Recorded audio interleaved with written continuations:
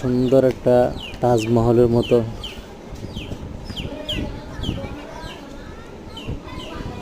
ভিতরের সাইডটা আরো অনেক সুন্দর।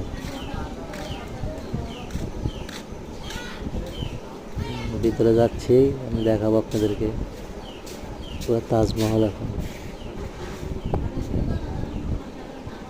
এটা ছোট,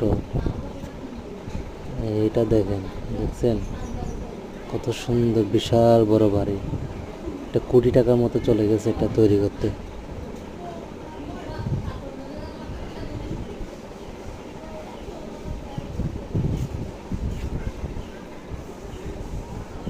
অনেক সুন্দর।